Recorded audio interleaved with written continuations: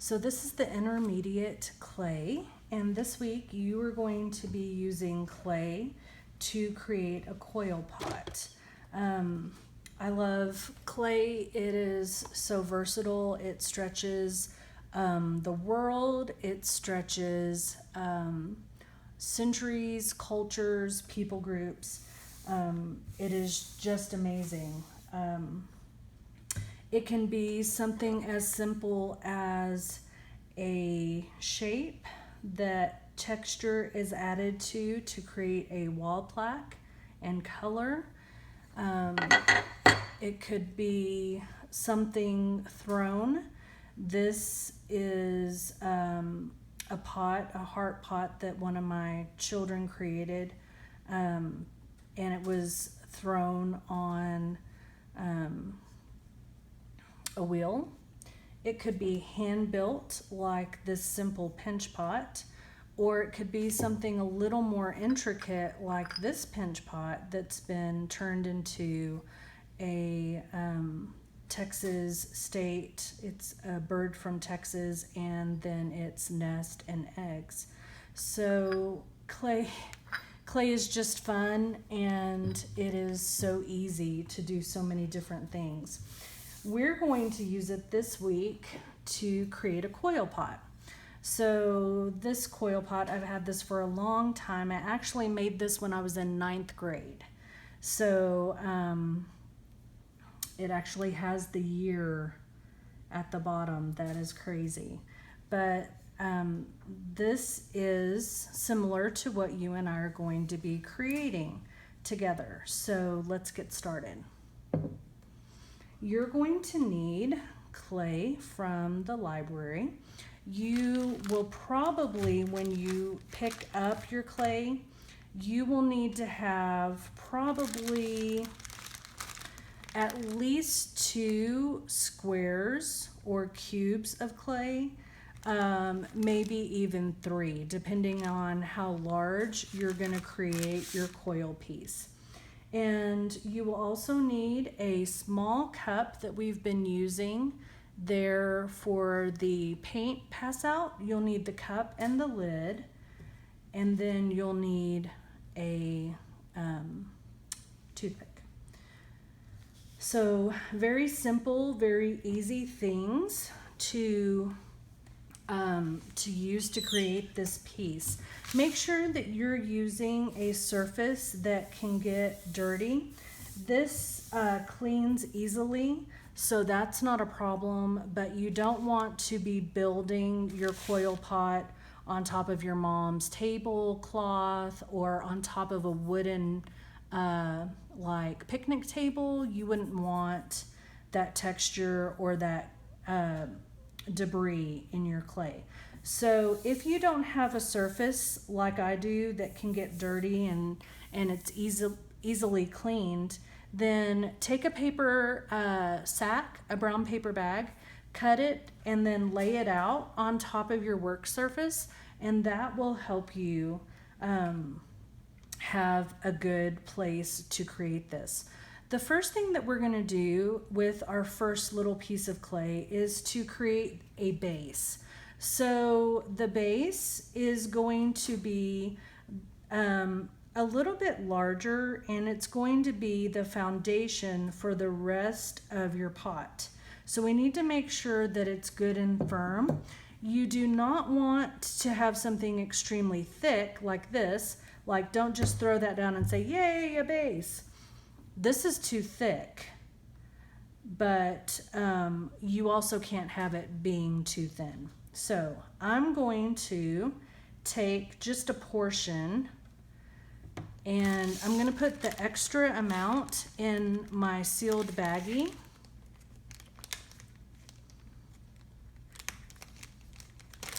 A very sealed baggie. Try to get as much air out as possible.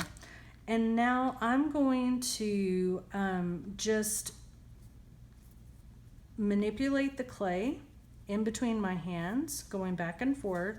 And I'm going to create a sphere because I'm going to be basing my coil pot on a circular design. Okay, so I have my basic sphere. It's not a perfect sphere. It still has bumps and, you know, the imperfections of bringing the clay together. That's okay. So now we're going to take it and we're going to press down to start building our base. This at the moment is too thick and it's too small in diameter. So we're going to take it off of the table, and now we're just going to start flattening out a little bit. You do not want it as flat as a pancake. You do not want it as flat as a pizza. Okay, if you're getting it that flat, then it's too flat and it will not be able to support your structure that you're about to build. Okay, so I like my diameter more, and you can actually see the difference from where the clay sat when I pressed it compared to the size now. So it's considerably larger, and I like the thickness of my walls. I'm gonna come with my hand and I'm just going to kind of make the outside wall a little bit more. My hands are supporting each other. If you have clay that falls off, just drop it into your little water cup, and we will use that in a little bit, and I'll teach you how to use that. Okay, but Mrs. Barlow, look, it's starting to crack. Yes, you're right. So just take your finger. Any surface that your clay is touching, whether it's your hands, whether it's your brown paper bag, whatever your surface is, it's gonna start taking the moisture out of your clay. Also, your air conditioner, whatever the open air, when your clay is out of a bag where it's sealed, that is also going to be part of the drying process. So that's just something that you need to be aware of.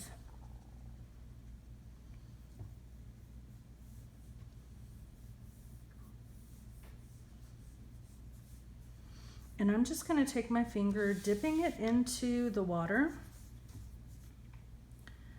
and getting some of our cracks.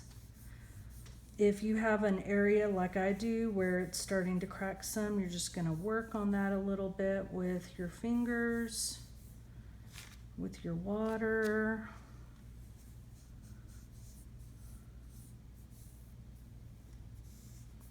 Getting your walls a good, sturdy foundation for the rest of your piece.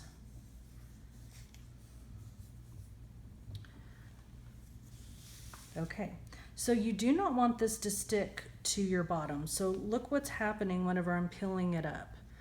This is okay because it's washable, but look what's happening to your base.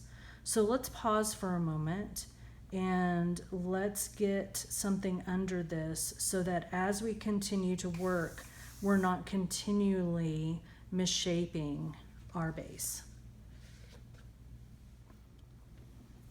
Okay, so I have added a small piece of cardboard under my base of my coil pot. This is just going to give me a way to move it if I need to, so I don't have to peel it off of my table surface each time. And I think that that's going to be something that's easier. You can, hopefully you were able to get a piece of that cardboard as you came to pick up your items. So now we're going to learn how to start coiling and how to add them to this piece. So you are going to need to have your water cup nearby, your toothpick nearby, you're having your base that you started with, and now your clay. And a coil pot is called a coil pot because it is created with coils. Instead of building the walls by throwing on a clay wheel, instead of rolling out the clay to make a flat surface, instead of building the walls by pinching up, we are going to build walls with coils. And these coils are all individual pieces of clay that we are going to add to our base. So we're going to take our clay, just pinch off a piece, and I'm going to keep my bag nearby, and instead of unzipping it, rezipping it, I'm just going to kind of fold it over, and I'm going to take my pinched off, and you'll know very soon if you pinched off too much. You obviously wouldn't use one of these larger pieces to start your coils. So just pinch some off, and you're going to start rolling that clay in between your hands. You can also roll on your table surface.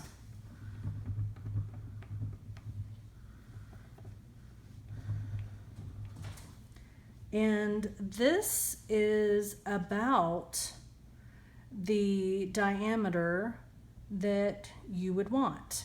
You want it to be rounded. You want it to have dimension. You don't want it to be flat. So it needs to be circular in nature.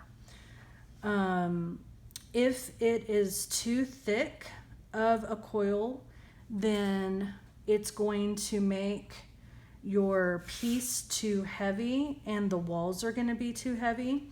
If it's too small, then the walls are going to be too thin and not be able to hold the weight as you continue to build.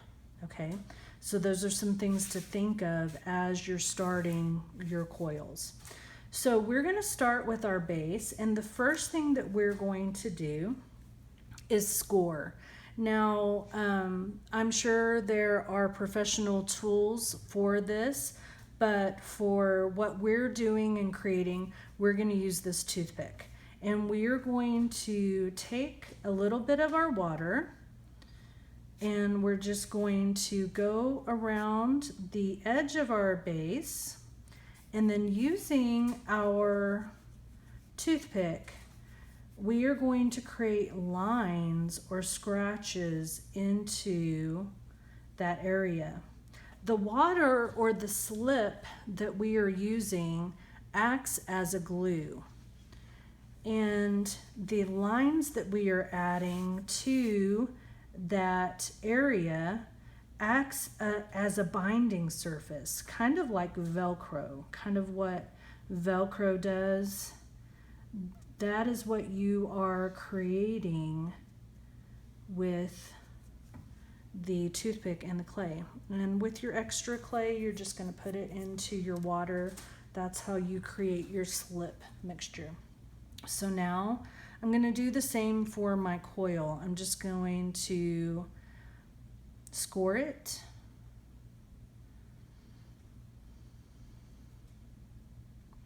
And what happens if you don't take the time to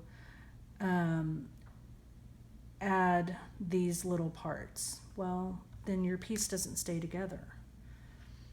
Okay, so I'm going to place my coil right on top of my base, right on top of that area that I added with my water, my slip water, and then what I scored with my toothpick.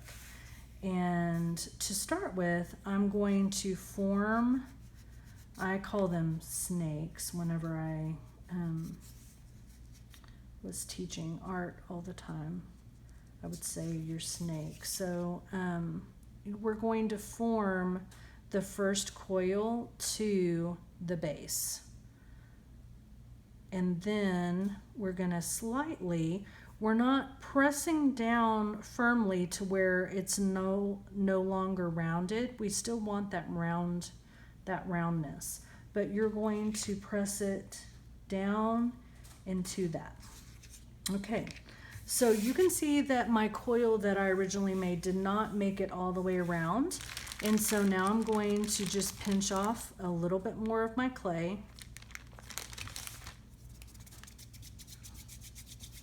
I'm going to make another coil or snake about the same in diameter as the first.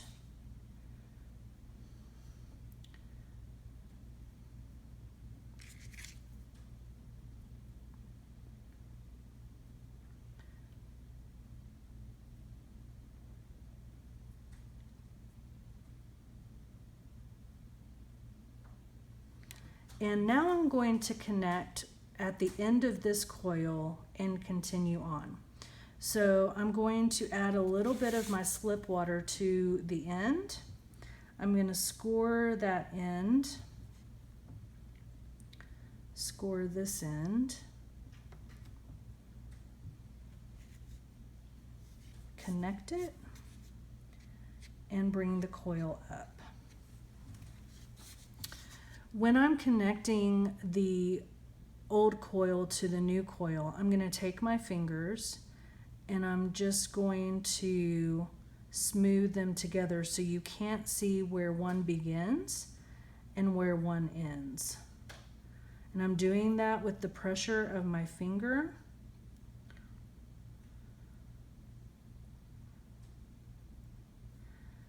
And that way you cannot tell, unless it is part of your design of your coil pot, you should never be able to see where one coil begins and one coil ends.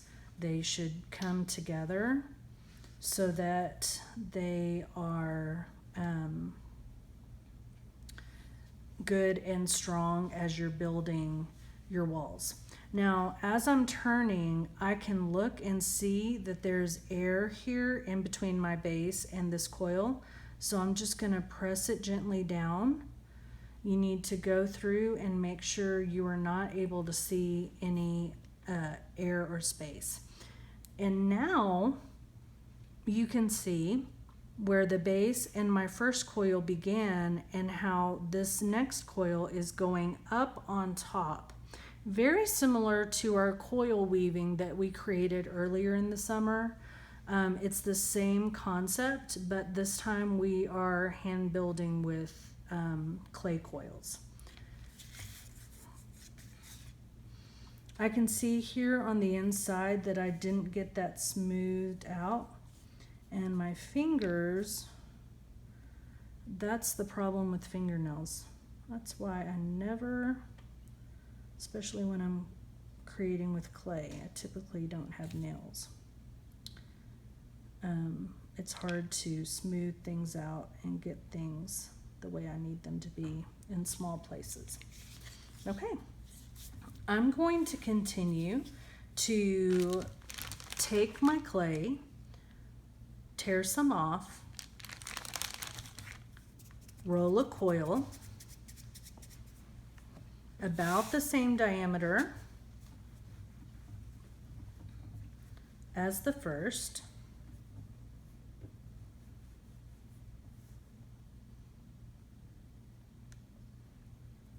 and then adding to my coil pot.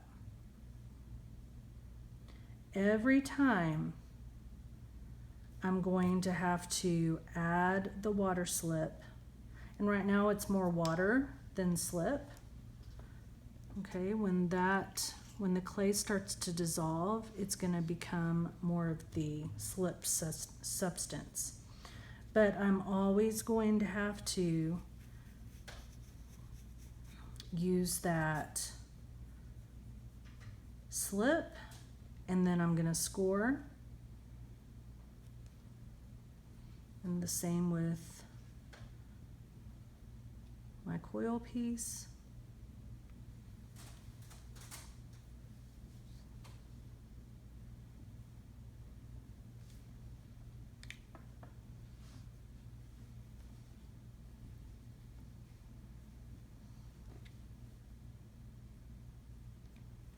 And now attach.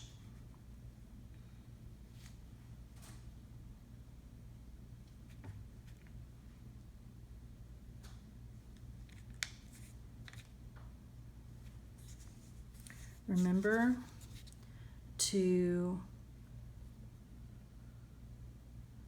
put your old coil and your new coil together.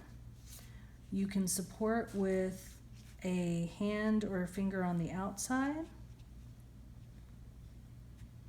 and then a finger on the inside.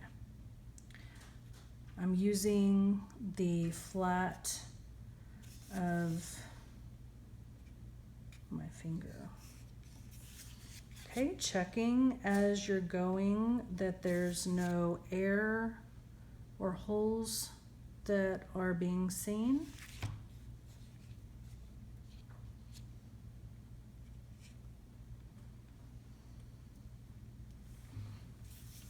And let's continue to build the walls.